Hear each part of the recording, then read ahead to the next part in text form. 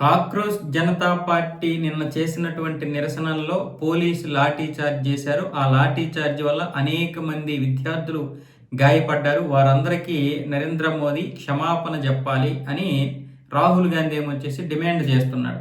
అలాగే ప్రపంచంలోనే అత్యంత యువ వ్యతిరేక ప్రధాని ఎవరున్నారు అంటే నరేంద్ర మోదీ ఉన్నాడట.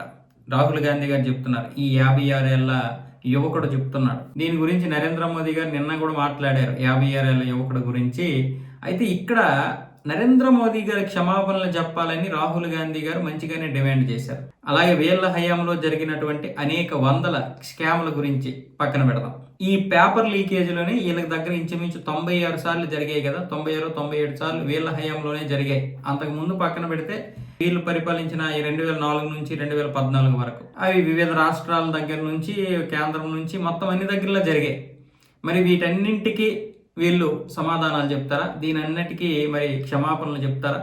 సోనియా గాంధీ గారు కానీ లేకపోతే మరి మన్మోహన్ సింగ్ గారు లేరు. మరి ఇప్పుడు ఉన్నది రాహుల్ గాంధీ గారు లేదా ఖర్గే. వీళ్ళు ఎవరైనా చెప్తారా? పోనీ ఖర్గే గారు చెప్పొచ్చుగా, ఆయన కాంగ్రెస్ అధ్యక్షుడు. మరి ఆయన చెప్పొచ్చుగా వీళ్ళకి చెప్పడం రాకపోతే. మరి రాహుల్ గాంధీ గారు దాన్ని కూడా ప్రశ్నించగలగాలి. మేము క్షమాపణలు చెప్తున్నాం, మీరు కూడా క్షమాపణలు చెప్పండి అని. లేదు మేము క్షమాపణలు చెప్పాము మా హయాంలో జరిగినప్పుడు, మీరెందుకు ఇప్పుడు చెప్పరు అని చెప్పి దానికి ప్రూఫ్ తీసుకురావాలి. చెప్పారా?